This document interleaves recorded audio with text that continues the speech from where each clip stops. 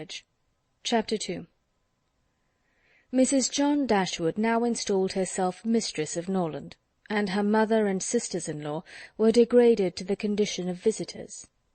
As such, however, they were treated by her with quiet civility, and by her husband with as much kindness as he could feel towards anybody beyond himself, his wife, and their child. He really pressed them, with some earnestness, to consider Norland as their home, and as no plan appeared so eligible to Mrs. Dashwood as remaining there till she could accommodate herself with a house in the neighbourhood, his invitation was accepted. A continuance in a place where everything reminded her of former delight was exactly what suited her mind. In seasons of cheerfulness, no temper could be more cheerful than hers, or possess, in a greater degree, that sanguine expectation of happiness, which is happiness itself. But in sorrow she must be equally carried away by her fancy, and as far beyond consolation as in pleasure she was beyond alloy.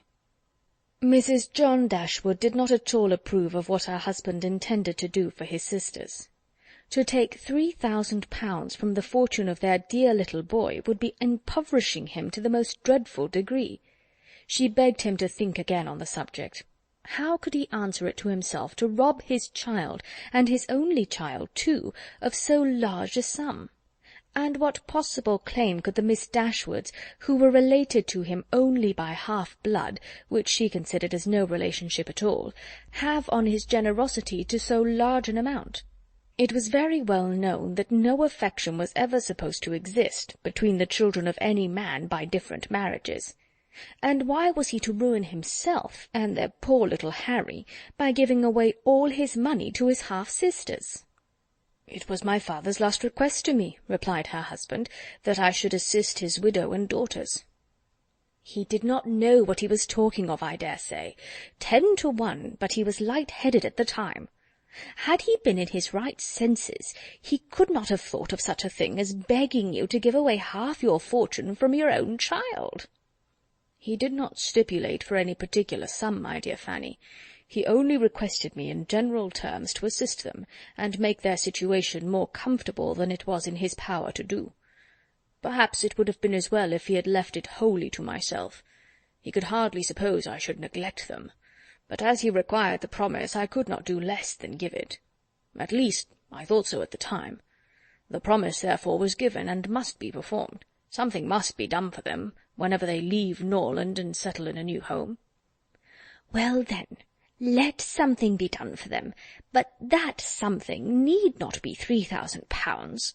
Consider," she added, "that when the money is once parted with, it never can return.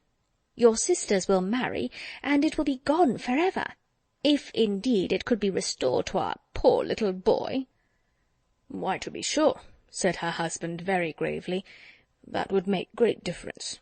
The time may come when Harry will regret that so large a sum was parted with.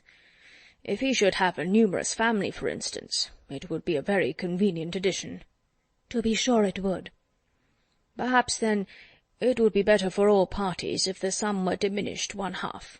£500 would be a prodigious increase to their fortunes." "Oh, beyond anything great!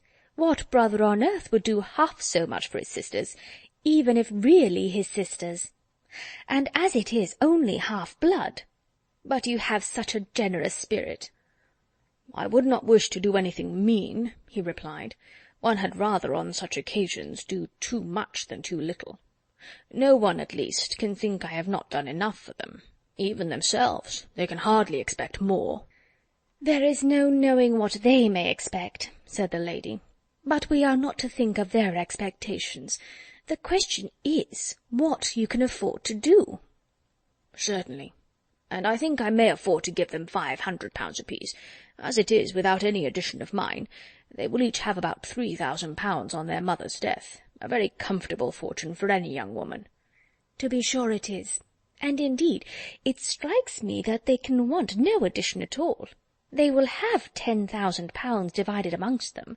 If they marry, they will be sure of doing well, and if they do not, they may all live very comfortably together on the interest of £10,000.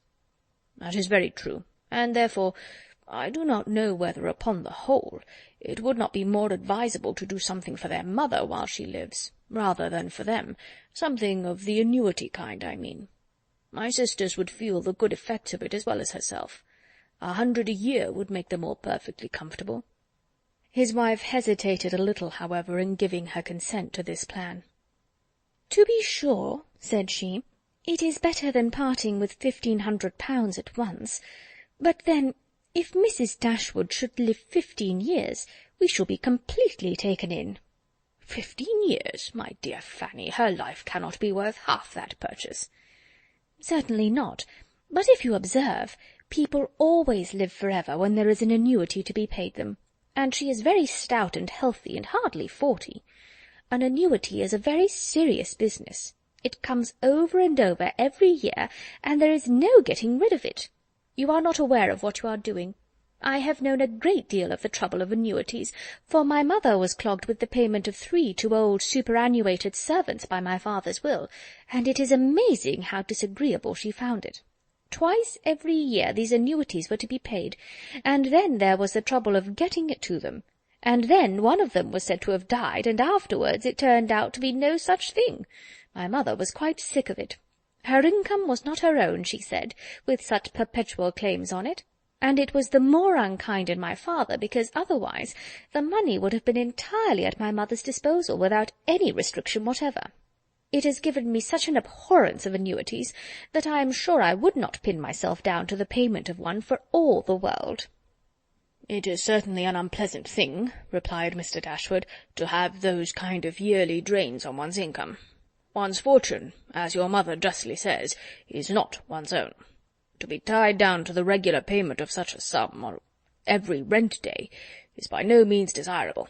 It takes away one's independence." "Undoubtedly.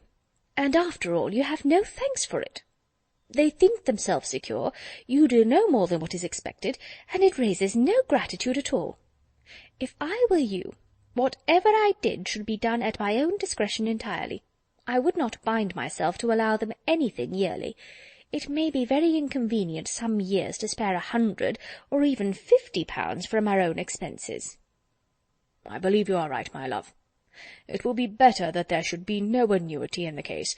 Whatever I may give them occasionally will be of far greater assistance than a yearly allowance, because they would only enlarge their style of living if they felt sure of a larger income, and would not be sixpence the richer for it at the end of the year.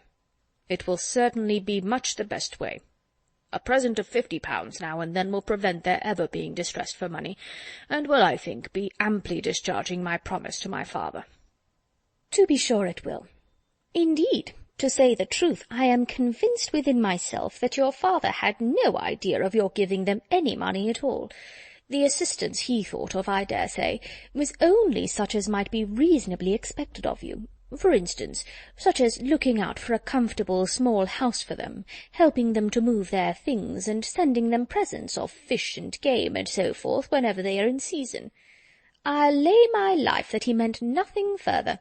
Indeed, it would be very strange and unreasonable if he did.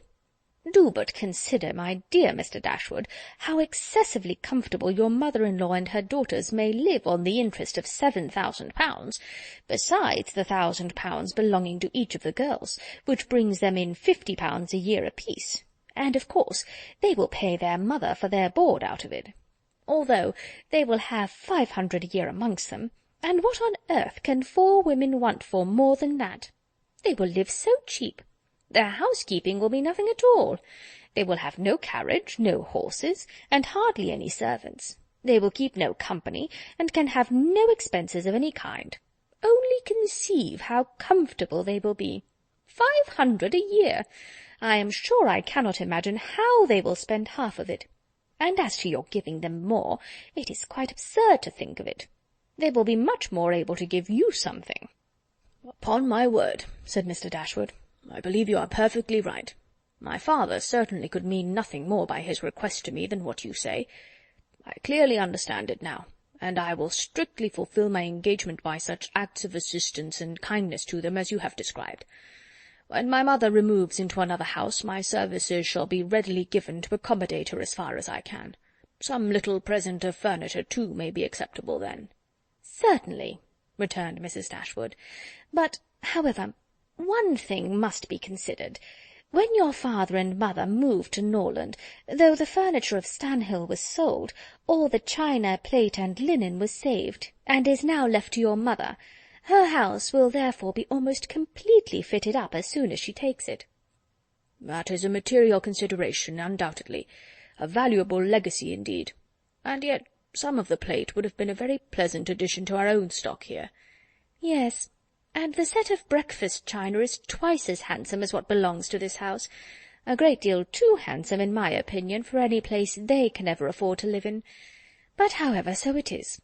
Your father thought only of them. And I must say this, that you owe no particular gratitude to him, nor attention to his wishes, for we very well know that if he could, he would have left almost everything in the world to them."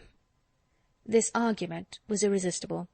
It gave to his intentions whatever of decision was wanting before, and he finally resolved that it would be absolutely unnecessary, if not highly indecorous, to do more for the widow and children of his father than such kind of neighbourly acts as his own wife pointed out. Chapter 2.